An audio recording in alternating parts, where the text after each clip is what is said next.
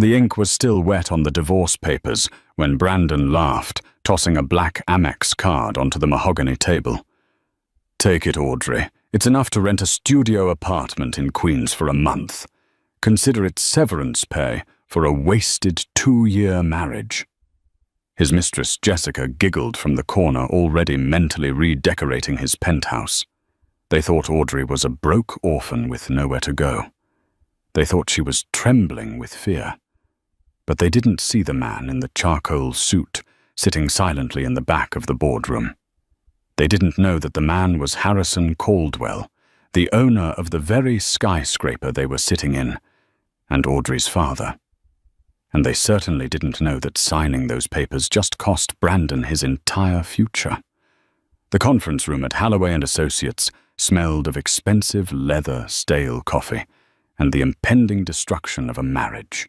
It was located on the 45th floor of a skyscraper in Midtown Manhattan, offering a panoramic view of a gray, rainy New York City. Audrey sat on one side of the long, polished mahogany table. Her hands were folded neatly in her lap. She wore a simple beige cardigan that had seen better days and no jewelry, not even the wedding band she had taken off 3 days ago. Opposite her sat Brandon. He looked every inch the rising tech mogul he claimed to be. His suit was a custom navy blue cut from Italian wool. His watch was a Patek Philippe that cost more than most people's cars, and his smile was sharp enough to cut glass. "Let's make this simple, Audrey," Brandon said, sliding the thick stack of documents toward her. The paper made a dry, rasping sound against the wood. "I'm tired. You're tired. We both know this marriage was a miscalculation." "A miscalculation," Audrey repeated softly. Her voice was steady, though her eyes were fixed on the word dissolution, printed in bold at the top of the page. "Don't play the victim." Brandon sighed, leaning back in his ergonomic chair. "Look, when we met, you were waiting tables at Le Cuckoo. I thought I was rescuing you. I thought you'd be grateful to be the wife of the CEO of Nexus Stream. But let's be honest, you were never cut out for this world. You don't know how to dress for galas. You don't know how to talk to investors. You're just—" He waved his hand vaguely, searching for a polite word and failing to find one. "Boring," a voice chimed in from the corner of the room. Audrey didn't flinch. She knew Jessica was there. Jessica Brandon's executive assistant was currently perched on the windowsill, scrolling through her phone. She was 22, blonde, and wearing a dress that was entirely inappropriate for a legal proceeding. "She's just boring Brandon," Jessica said, not looking up from her screen. "And she cooks weird food. Who makes pot roast for a VP of marketing? It's embarrassing." Brandon chuckled. "Right. The point is, Audrey, my company is about to go public. The IPO is next month.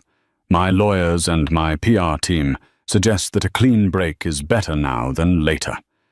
Single looks better than married to a nobody when I'm ringing the opening bell at the NYSE. Audrey looked up at him. "So that's it. 2 years of marriage, and I'm a liability to your stock price. It's business, Audrey. Don't make it emotional." Brandon tapped the papers. "Here's the deal. The prenup says you get nothing because you came in with nothing. But because I'm a generous guy—" He reached into his pocket and pulled out a black credit card. He tossed it onto the table. It spun and landed near her hand. "There's $10,000 on that. Enough to get a deposit on a place in, I don't know, New Jersey, Queens, somewhere cheap. And I'll let you keep the Honda." The lawyer sitting next to Brandon, a sweating man named Mr. Gables, cleared his throat. "Mr. Cross, technically the Honda is leased under the company now. Let her keep the damn Honda, Gables," Brandon snapped. "I'm feeling charitable." He looked back at Audrey with a smirk. "See, I'm a good guy. Now sign the papers. I have a lunch reservation at Per Se at 1. Audrey looked at the papers. Then she looked at the credit card. $10,000. 2 years ago, she had met Brandon when he was just starting Nexus Stream. He was stressed, barely making payroll and eating takeout at the diner she worked at for fun to clear her head from her studies. He hadn't rescued her. She had listened to his pitches. She had organized his chaotic schedule before he could afford Jessica. She had even used her own savings money, she claimed was an inheritance from a grandmother, to cover the rent on their first office space when his investors pulled out. He had forgotten all of that. "You really think I'm after your money, Brandon?" Audrey asked quietly. "Everyone wants money, Audrey. Especially people like you who don't have any." Brandon scoffed. "Just sign. Stop dragging this out. Unless you're waiting for a miracle." Audrey took a breath. She reached into her bag. Brandon flinched, perhaps expecting a weapon or a lawsuit. Instead, she pulled out a cheap plastic ballpoint pen. "I don't want your money, Brandon," she said, "and I don't want the Honda." "Suit yourself." Brandon laughed. "More for me. Just sign the line." Audrey uncapped the pen. She didn't look angry. She didn't look sad. She looked relieved. As the tip of the pen touched the paper, the heavy oak door at the back of the conference room creaked open. The room fell silent as the door opened. Usually in a high-stakes divorce meeting at Halloway and Associates, interruptions were forbidden. Mr. Gables, the lawyer, immediately stood up, his face flushing red. "Excuse me," Gables barked. "This is a private mediation.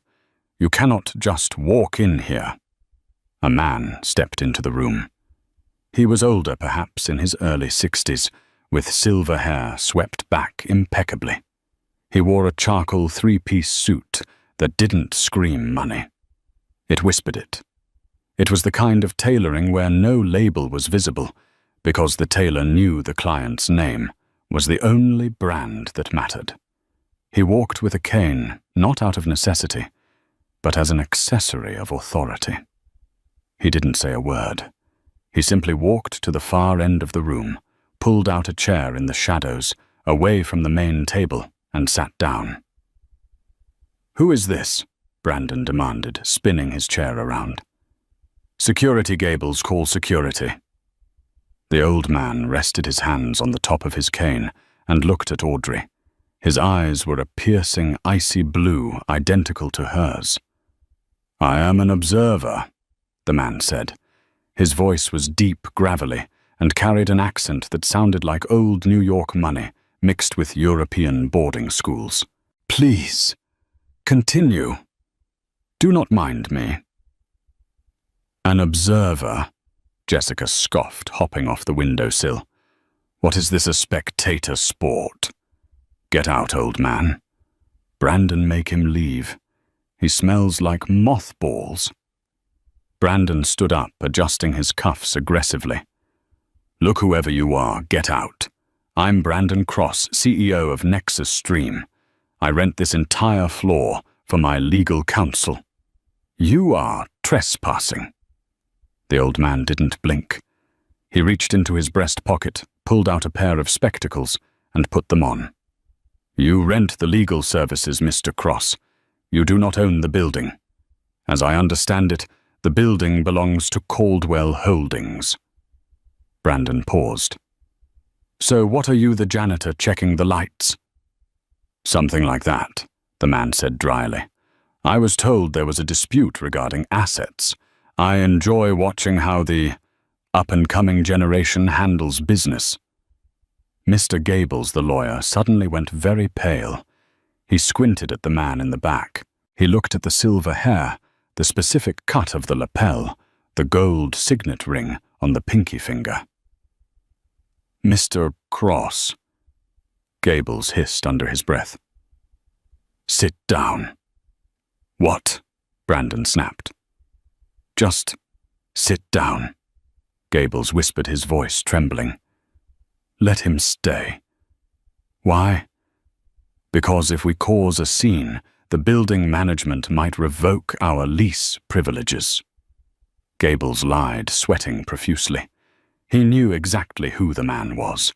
He had seen his face in the lobby portrait every morning for 15 years. But fear paralyzed him. If he told Brandon that Harrison Caldwell, the billionaire recluse of Manhattan, was watching, Brandon would act fake. And Gables had a feeling the old man wanted to see the real Brandon. Brandon rolled his eyes and sat down. Fine, whatever. If the old geezer gets his kicks watching a divorce, let him watch. It's over anyway. He turned back to Audrey. You see what I have to deal with, incompetence everywhere. Now sign.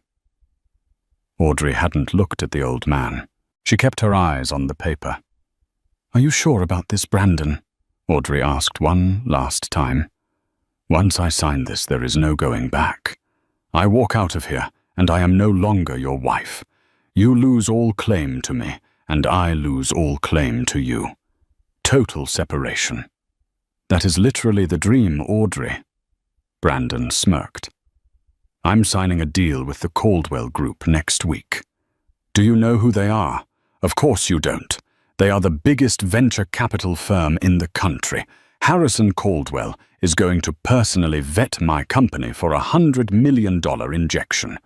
I need to be a bachelor. I need to be free of baggage. From the back of the room, the old man made a sound. It sounded like a cough, or perhaps a suppressed laugh.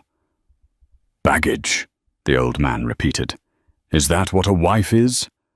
Brandon didn't turn around. A wife who brings nothing to the table. Yes, she's dead weight. I need a partner who fits my image, like Jessica. Jessica beamed, walking over to wrap her arms around Brandon's neck. Baby, tell him about the engagement party. Audrey froze. The pen hovered over the signature line. Engagement party. Brandon shrugged, not looking guilty in the least. Well, since we're signing today, I figured why wait. We booked the Plaza Hotel for this Saturday. It's going to be a double celebration, my divorce and my engagement to Jessica. It's going to be the event of the season. High society investors press. He looked at Audrey with mock pity. I'd invite you, but security will have a list. Audrey felt a coldness settle in her chest. It wasn't heartbreak anymore. It was clarity. You booked the Plaza, Audrey said. Grand ballroom, Jessica bragged. Top shelf everything. $10,000 for flowers alone. Interesting, Audrey murmured. She looked past Brandon, past Jessica, and her eyes met the old man's eyes in the back of the room. The old man gave her a barely perceptible nod. It was a signal. Permission granted. Audrey pressed the pen to the paper. She signed her name in a fluid, elegant script. Audrey Caldwell Cross. Then she flipped to the next page. Audrey Caldwell Cross. And the final page, oh, she capped the pen. Done, she whispered. She pushed the papers across the table to Brandon. Finally. Brandon grabbed them, checking the signatures. God, that was painful. Gables, file these immediately. I want the decree absolute by Friday. He stood up, buttoning his jacket. He grabbed Jessica's hand. Come on, babe. Let's go celebrate. I need a drink. He looked at Audrey one last time. She was still sitting there, hands folded. You can keep the pen, Brandon said magnanimously. And don't forget your trash credit card. He and Jessica turned to leave. They walked past the old man in the back. Brandon paused. Hey, old-timer. Show's over. You can go back to plunging toilets or whatever you do. The old man didn't move. He just smiled, a cold, shark-like smile. The show, the old man said, has only just begun, Mr. Cross. Brandon frowned, confused for a second. but then shook his head and stormed out of the room, Jessica's heels clicking loudly behind him. The door slammed shut. The room was quiet. Mr. Gables, the lawyer, was trembling so hard his glasses slid down his nose. He stood up and bowed deeply to the man in the back. "Mr. Caldwell," Gables stammered. I had no idea." Harrison Caldwell ignored the lawyer. He stood up, leaning on his cane, and walked toward the table where Audrey sat. Audrey didn't stand up. She just looked down at her hands. Harrison reached the table. He looked at the signed divorce papers, then at the black credit card Brandon had thrown, and finally at the young woman. "He called you baggage," Harrison said softly. Audrey looked up, tears finally welling in her eyes, though she refused to let them fall. "Hi, Daddy." Harrison Caldwell, the billionaire owner of the building, the head of the Caldwell Group, and the man Brandon was desperate to impress next week, sighed. He reached out and placed a warm hand on her shoulder. "I told you he was a fool, Audrey," Harrison said, "but I never realized he was suicidal." Harrison picked up the credit card Brandon had thrown the severance of $10,000. He inspected it with distaste. $10,000, Harrison mused, for the heiress of the Caldwell Empire. He tossed the card into the trash can in the corner. "Come, my dear, we have much to do. If he wants an engagement party at the plaza on Saturday, I think we should ensure he gets exactly what he deserves." "He thinks he booked the grand ballroom, Daddy." Audrey wiped her eye. "But doesn't Uncle Cyrus own the plaza?" "He does." Harrison smiled wicked. "And I think it's time Brandon learns that in this city you don't bite the hand that feeds you, especially when that hand is holding your entire mortgage." Harrison offered his arm to his daughter. "Let's go shopping. You need a dress for an engagement party." While Brandon was hailing a yellow cab because the Uber surge pricing was ridiculous, despite just bragging about his millions, a convoy of 3 black Escalades pulled up to the curb of the skyscraper.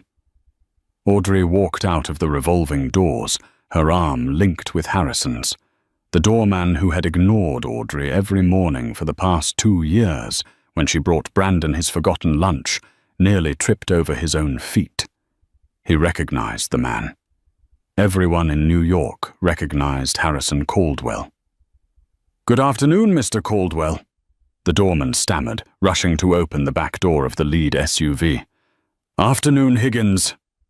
Harrison nodded, knowing the man's name because he owned the staffing agency that employed him. "Please ensure my daughter gets in safely." The doorman froze. "Your daughter, sir?"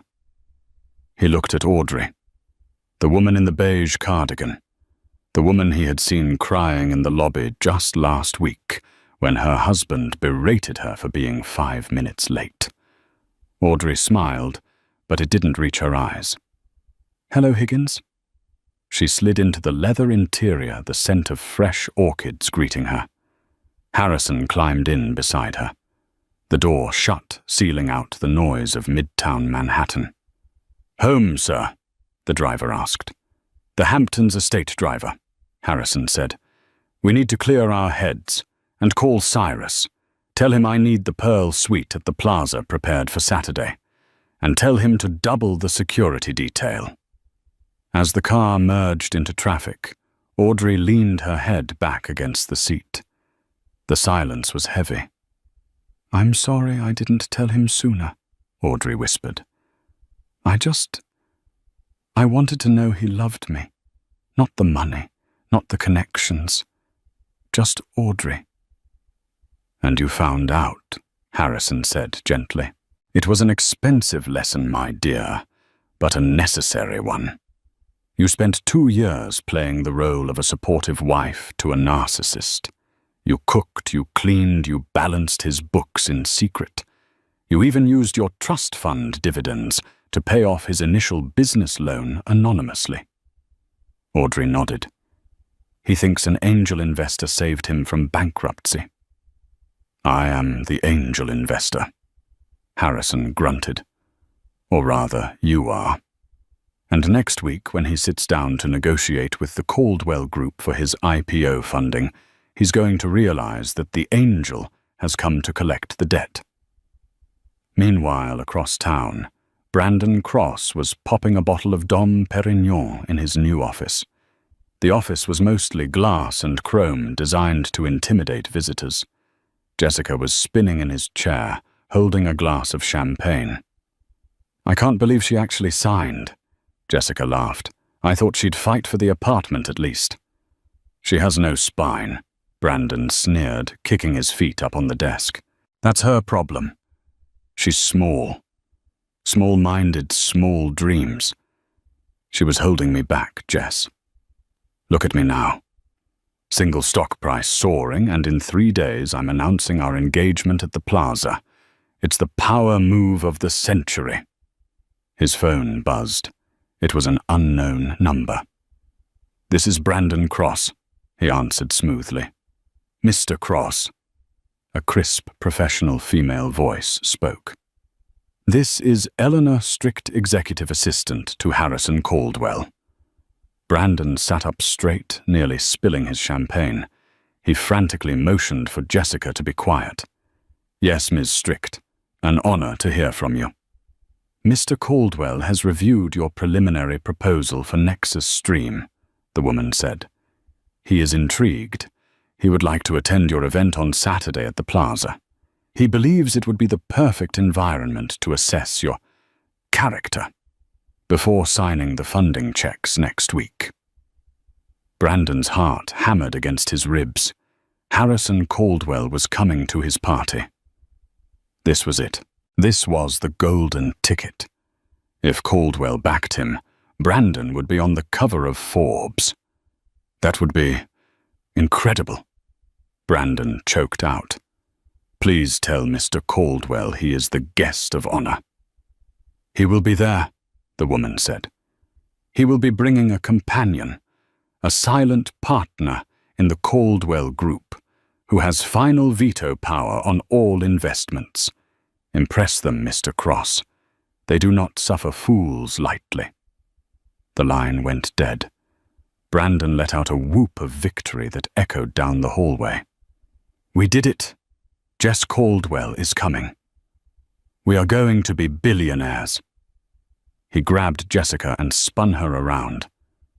I need a new suit. I need the best tailor in the city. And you go buy a dress that says trophy wife. We have to look perfect. Nothing can go wrong. Back in the Hamptons, inside a sprawling oceanfront mansion that cost more than the GDP of a small country, Audrey was standing in front of a floor-to-ceiling mirror. The beige cardigan was in the trash. She was wearing a silk robe. Behind her, a team of 3 stylists, flown in from Paris and Milan, were organizing racks of couture gowns. No, Audrey said, rejecting a pink chiffon number. Too soft. That was the old Audrey. She walked down the line of dresses. Her fingers grazed silks, velvets, and satins.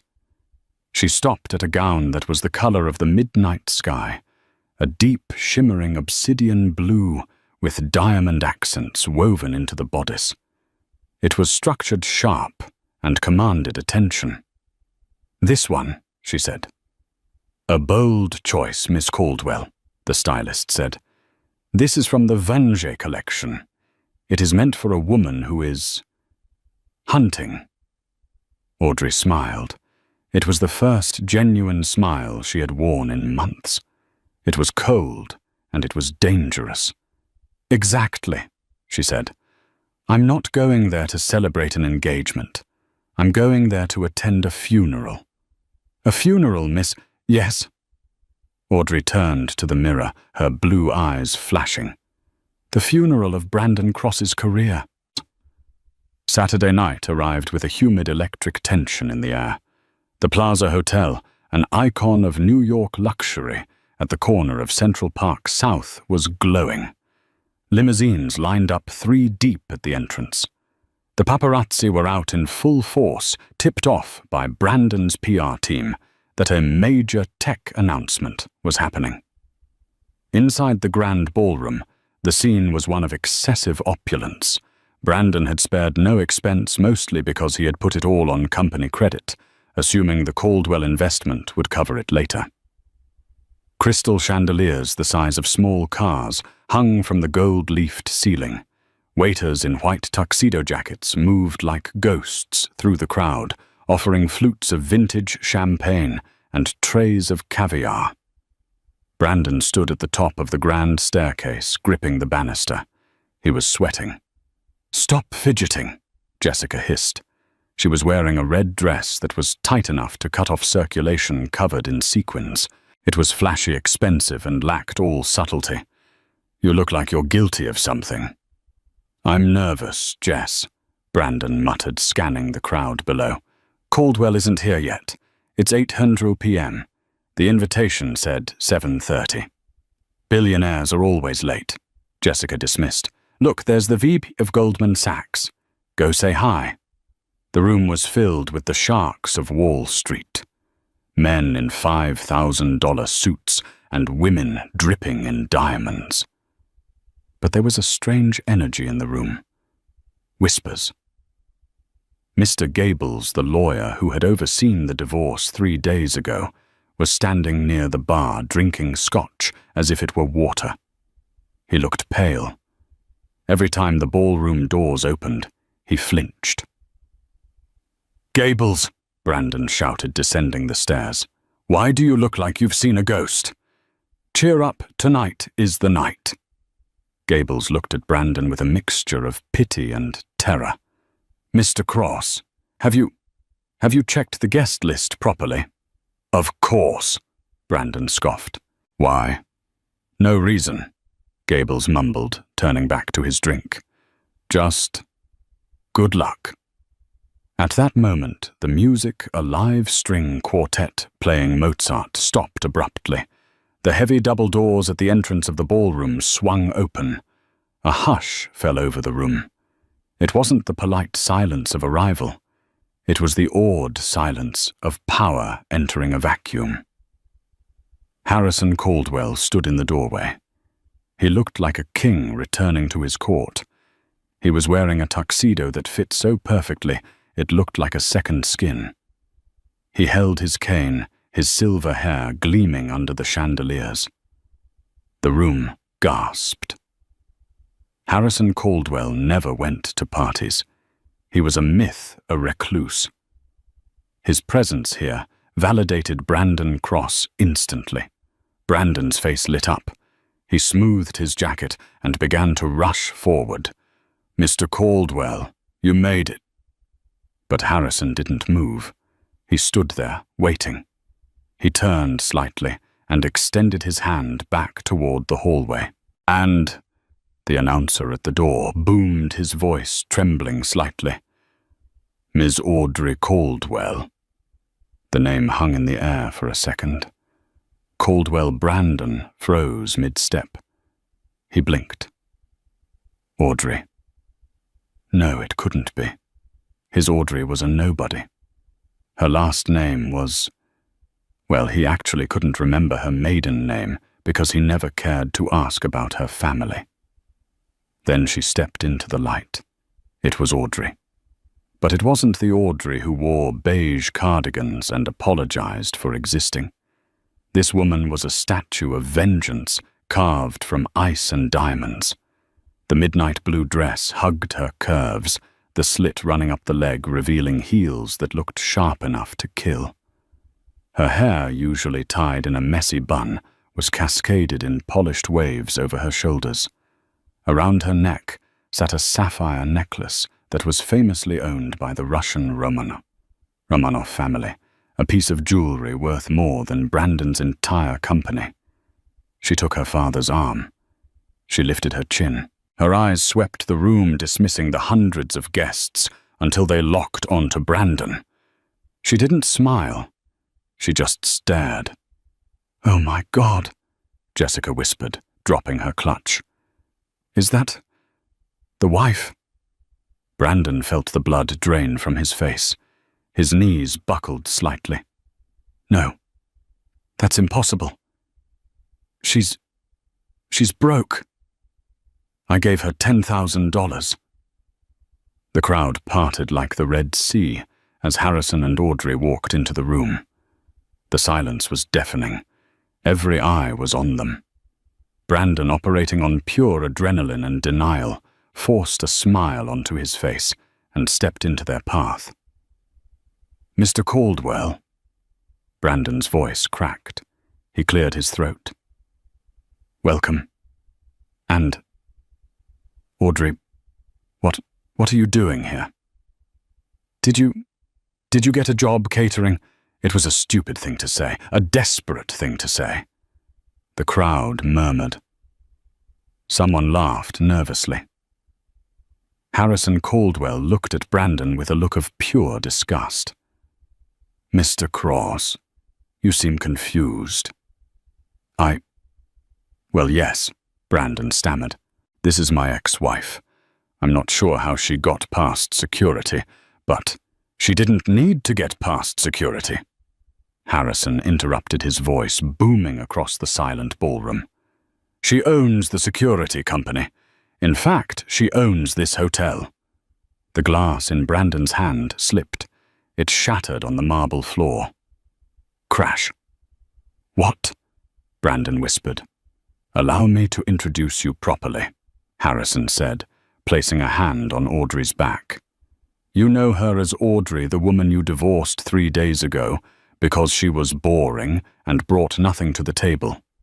But the world knows her as Audrey Caldwell, my only daughter, the sole heir to the Caldwell fortune, and the majority shareholder of the venture capital firm you are begging for money."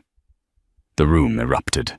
Gasps, whispers, and shocked exclamations rippled through the hundreds of guests. Phones were raised, recording the moment. Jessica took a step back, distancing herself from Brandon. Audrey took a step forward. The smell of her perfume, something expensive and rare, hit Brandon. "Hello, Brandon," she said. Her voice was smooth, confident, unrecognizable from the soft murmur he was used to. "You wanted a partner who fit your image. Remember, someone with connections, someone with money." She gestured to the opulent ballroom, the confused investors, the terrified lawyer. "Well, here I am," she said, "but I'm afraid my appearance fee is a little higher than $10,000. Brandon's mouth opened and closed like a fish. "Audrey, wait. Baby, I didn't know. You never told me. You never asked," she replied coldly. "You were too busy talking about yourself." "But the prenup." Brandon grasped at straws. "We signed a prenup. You get nothing." Mr. Gables, the lawyer, stepped forward from the crowd, looking like he wanted to die. "Actually, Mr. Cross."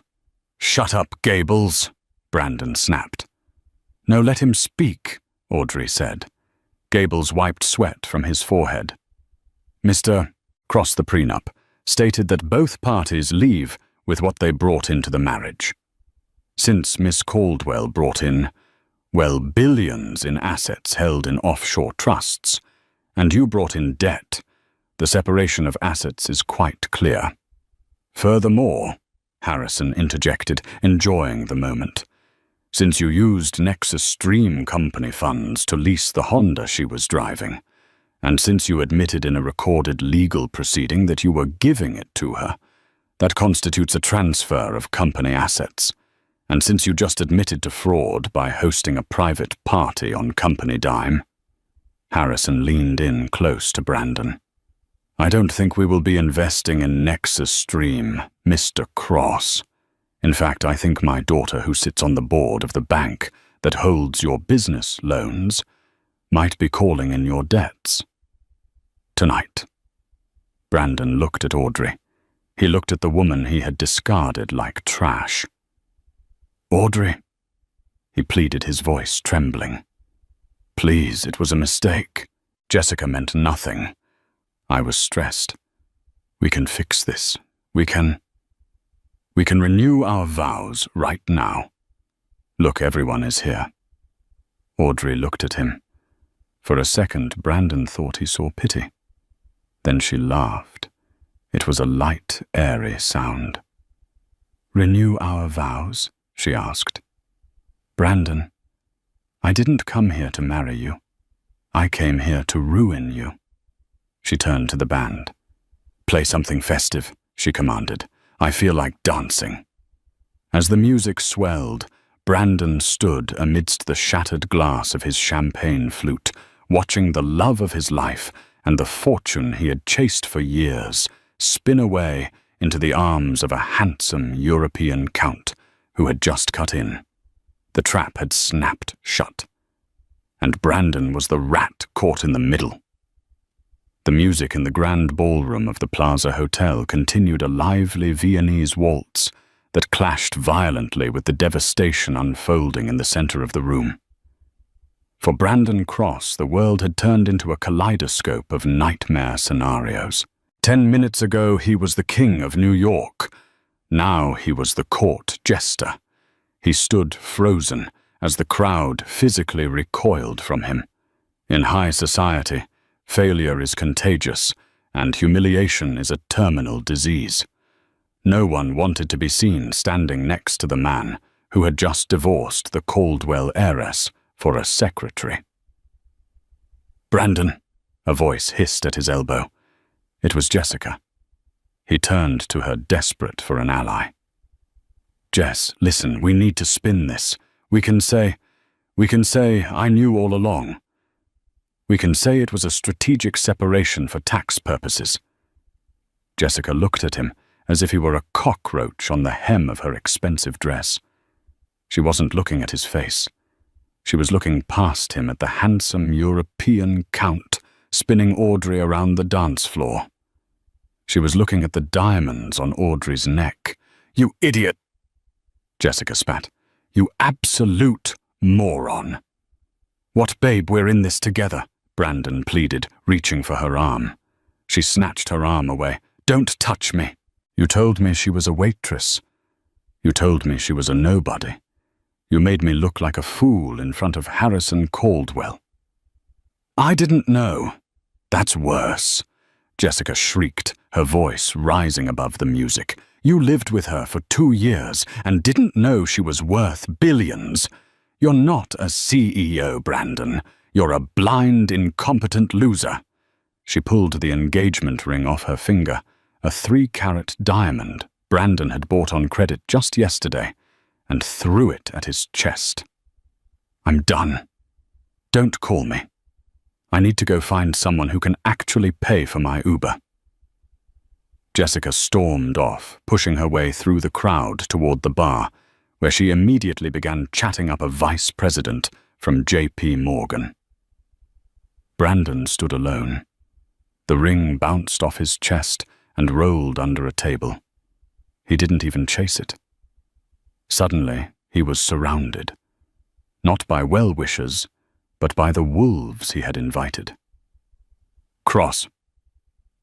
It was Simon Trent, one of his angel investors. Is it true? Does Caldwell hold the debt on the Series B round? Simon, let me explain. I don't want explanations. Trent barked. I want my capital out. If Harrison Caldwell is hostile toward you, this company is dead in the water. I'm triggering the clawback clause. Tonight. You can't do that, Brandon gasped. That will bankrupt the operating account. Watch me, Trent sneered. He pulled out his phone. I'm calling legal. Another man stepped up.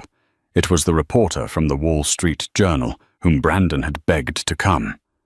Mr. Cross, the reporter said, holding up a voice recorder. Can you comment on the rumors that you used corporate funds to pay for your mistress's apartment? Miss Caldwell just mentioned a forensic audit. No comment. Get that away from me. Brandon swatted at the recorder. Assaulting the press. The reporter smirked. That's going to look great in the Sunday edition. CEO melts down at ex-wife's victory party. Up on the balcony overlooking the ballroom, Harrison Caldwell and Audrey stood watching the chaos below. A waiter brought them fresh champagne. "It's barbaric," Harrison noted, taking a sip. "Watching them tear him apart." "He wanted the spotlight," Audrey said, her voice devoid of pity. "He wanted everyone to look at him. I just gave him what he asked for." She looked down at Brandon. He was sweating, shouting at an investor. His tie crooked, his face purple with rage. He looked small. "Did you love him?" Harrison asked quietly. Audrey hesitated. She watched Brandon shove a waiter who tried to offer him water. "I loved who I thought he was," she said. "I loved the man who ate grilled cheese sandwiches with me at 2 a.m. and talked about changing the world with technology. But that man never existed. He was just an actor waiting for a bigger stage." "Well," Harrison turned away from the railing. "The curtain has fallen. Let's go, my dear. I believe the board of directors at the bank has an emergency meeting at 8 a.m. tomorrow to discuss the foreclosure of Nexus Stream." "Foreclosure?" Audrey raised an eyebrow. "Oh, yes." Harrison smiled darkly. "He missed a payment 3 months ago. We let it slide because, well, he was family. We are no longer sliding." 3 weeks later. New York City was unforgiving in November. The wind whipped through the canyons of steel and glass, carrying a biting rain that soaked through cheap fabric instantly. Brandon Cross stood outside the towering glass headquarters of the Caldwell Group. He wasn't wearing his Italian wool suit that had been sold to a consignment shop. He was wearing a generic raincoat he'd bought at a drugstore. He looked 10 years older. His face was gaunt, unshaven, and his eyes were hollow. The fall had been swift and total. The morning after the Plaza fiasco, the SEC had launched an investigation into his use of company funds. The board of Nexus Stream fired him before noon. By 2 p.m., the bank called in his personal loans. His penthouse was seized. His car was repossessed. Even his credit cards were frozen. He was currently sleeping on his friend Mark's couch in Jersey City, but Mark had told him this morning that he had to leave by the weekend because it was bringing down the vibe. Brandon checked his watch. It was a cheap plastic digital one. 12:30 p.m. He knew she would come out now. She always took lunch at 12:30. He remembered that much at least. The revolving doors spun. Brandon's heart leapt. A group of executives walked out laughing, and there in the center was Audrey. She looked radiant. She wore a cream-colored power suit, her hair blow-dried to perfection. She was holding a tablet and talking to a man who looked like a senator. Brandon lunged forward. "Audrey!" The security guards at the entrance stepped forward instantly, their hands going to their belts. They saw a disheveled man shouting at the heiress. "Ma'am, step back," one guard barked. Audrey stopped. She looked up and saw him. She waved her hand at the guards. "It's okay, Frank. I know him." The guards hesitated, but stepped aside, forming a wall between Audrey and the street, leaving a 5-foot buffer. Brandon walked up to the line water dripping from his nose. "Audrey," he panted. I've been trying to call you. Your number changed." "It did," she said pleasantly. "How are you, Brandon?" "How am I?" Brandon laughed, a hysterical, jagged sound. "I'm ruined, Audrey. They took everything, the company, the apartment. I have $40 to my name." $40. "I remember having $40, Audrey said calmly. "When I was 19, living in a dorm, refusing to touch my father's money so I could learn what the real world felt like. It's character building, isn't it?" "Stop it," Brandon yelled, then lowered his voice as people on the street stared. "Look, I get it. You wanted to teach me a lesson. Lesson learned. Okay, I'm humbled. I'm sorry. I was an arrogant prick. But this is too much. You can't just destroy a man's life because of a bad breakup. I didn't destroy your life, Brandon, Audrey said. I just stopped subsidizing it. Subsidizing? Who do you think convinced the landlord to give you 3 extra months on the office rent when you started? Audrey asked. Me. I paid him cash from my grandmother's trust. Who do you think fixed your pitch deck before the Series A round me? I rewrote the entire financial model while you were sleeping. Brandon blinked. You did the model? Yes. And who do you think put a good word in with the tech crunch editors to get you that first article? Audrey stepped closer, her eyes hard. I was never just a waitress, Brandon.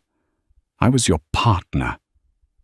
I was the engine, keeping your rusty little car running. You just never bothered to look under the hood. Brandon slumped. The rain was cold, but the truth was colder. He realized with a sickening jolt that she was right. Every time he had a stroke of luck in the last 2 years, Audrey had been there in the background, smiling, handing him coffee, saying, "It will work out." He had mistaken her competence for invisibility. "I need help, Audrey." Brandon whispered, his pride finally shattering completely. "I have nowhere to go. No one will hire me. My name is poison in this city. Please, just a loan or a job. I'll sweep the floors. Anything." Audrey looked at him. She looked at the man who had thrown a credit card at her and told her to move to Queens. She opened her purse. Brandon held his breath. Was she going to give him a check? A key to an apartment? She pulled out a business card. It was plain white with a phone number on it. "This is the number for a recruitment agency in Ohio," she said, handing it to him. "They specialize in entry-level sales positions.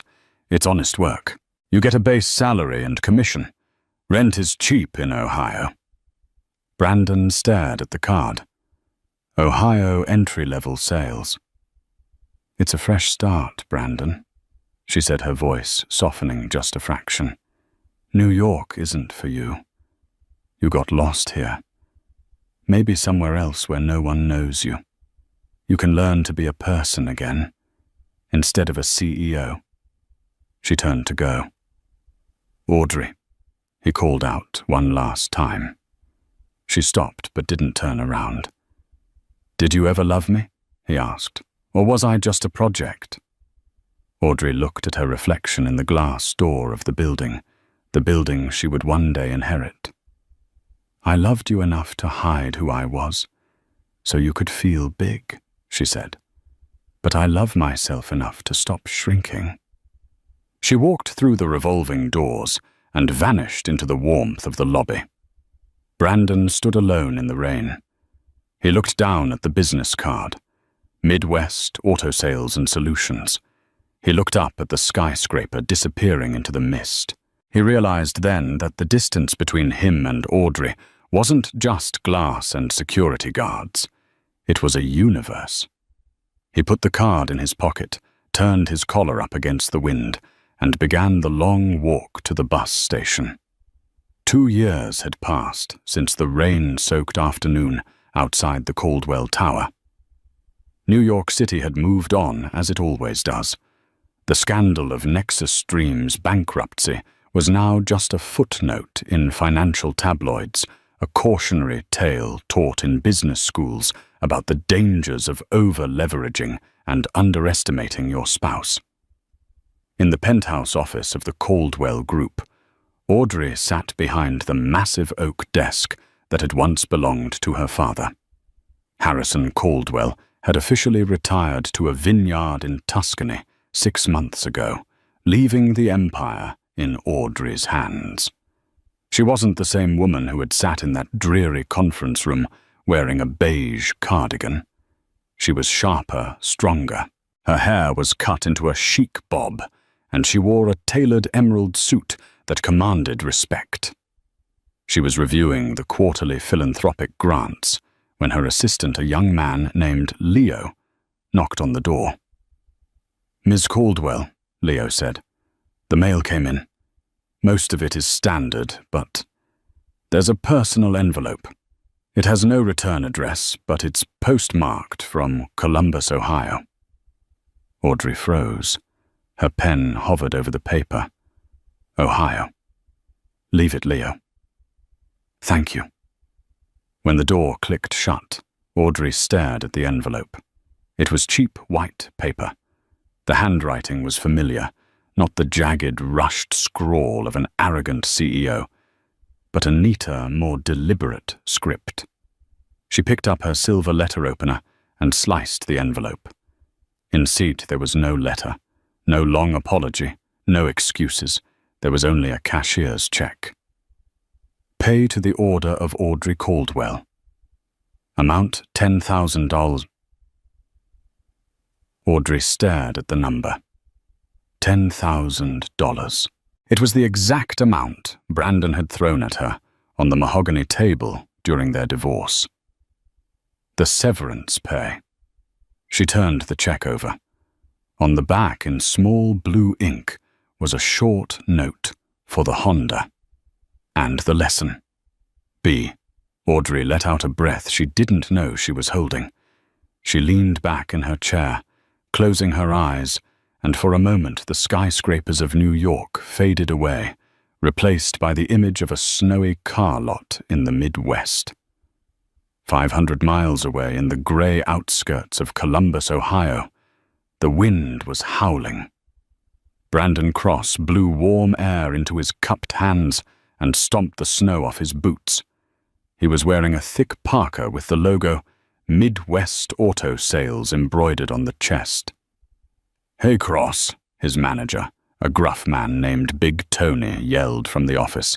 "You got a customer on the lot, looking at the used sedans." "On it, Tony," Brandon called back. He jogged out into the cold. He didn't walk with the swagger he used to have. His stride was purposeful, humble. He approached a young couple shivering by a row of cars. They looked terrified, clearly buying their first car together, likely worried about credit checks and down payments. "Afternoon, folks," Brandon said with a genuine smile, a smile that actually reached his eyes now. "Cold one today. You're looking for something reliable that won't break the bank?" "Yeah," the young man said nervously. We don't have much. We just need to get to work." "I get it." Brandon nodded. "I know what it's like to start over. Let me show you this Civic over here. It's got low mileage and I can work with the financing guy to get you a rate that makes sense. We're not here to rob you." As he walked them towards the car, a flashy red convertible pulled into the dealership lot. It was out of place in the grey winter, loud, obnoxious, and expensive. The driver's door opened, and a woman stepped out. She was wearing a fur coat that looked cheap and fake, and heels that were sinking into the slush. It was Jessica. Brandon stopped in his tracks. He hadn't seen her in 2 years, not since she threw the ring at his chest at the plaza. She looked older, harder. Her makeup was too heavy trying to cover the lines of stress. She spotted him and smirked, walking over. "Well, well," she laughed, looking at his parka. "Look at you, the great Brandon Cross, selling used cars in flyover country." Brandon excused himself from the young couple. "Give me one moment, folks," and walked over to her. He didn't feel the old anger. He just felt pity. "Hello, Jessica. What are you doing in Ohio?" "Visiting family," she lied smoothly. "Thought I'd look you up. Heard you were here." She looked him up and down, licking her lips. "You know, Brandon, New York is boring, and I broke up with that banker. He was cheap. Maybe we could grab a drink?" "For old time's sake, I bet you're lonely out here." She stepped close, her hand reaching for his zipper. "We were good together, Brandon. We were a power couple. Maybe we can figure a way out of here. Together." Brandon looked at her hand. He remembered how easily she had turned on him when the money vanished. He remembered the humiliation. He gently took her hand and removed it from his coat. "I'm not lonely, Jessica," Brandon said softly.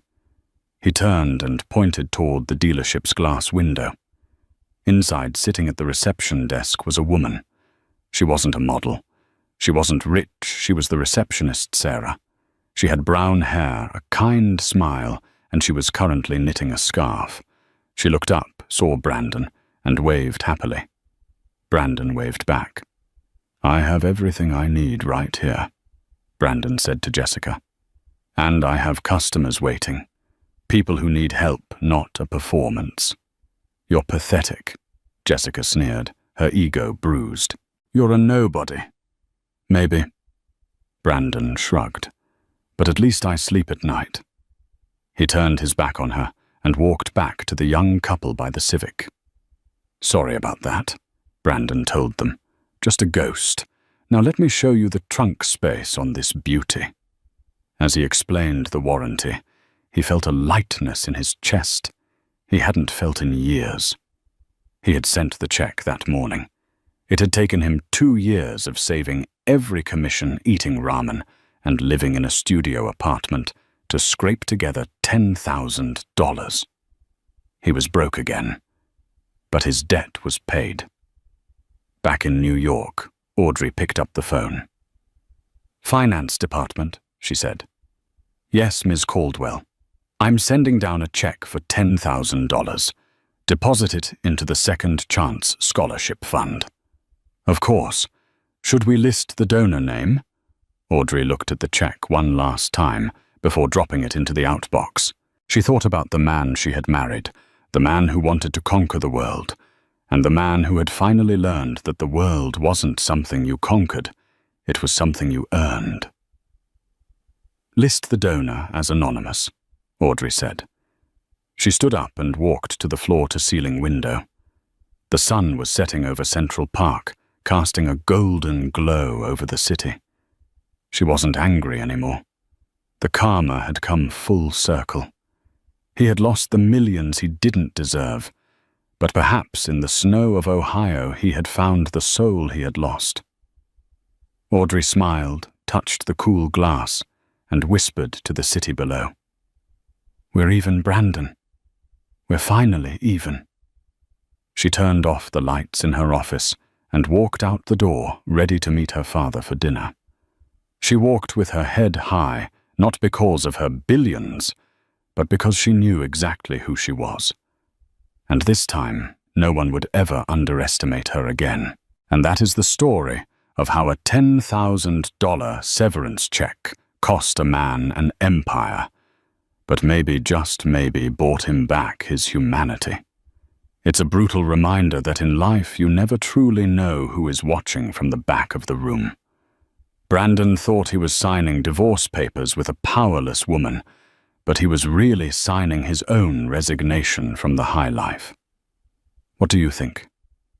Did Audrey go too far with her revenge at the plaza, or did Brandon get exactly what he deserved? And do you think Brandon's repayment of the $10,000 earns him forgiveness? I'd love to hear your thoughts in the comments below. I read every single one. If you enjoyed this story of karma, betrayal, and redemption, please smash that like button, share this video with a friend who loves a good drama, and subscribe to the channel with notifications on so you never miss a new story. Thanks for listening.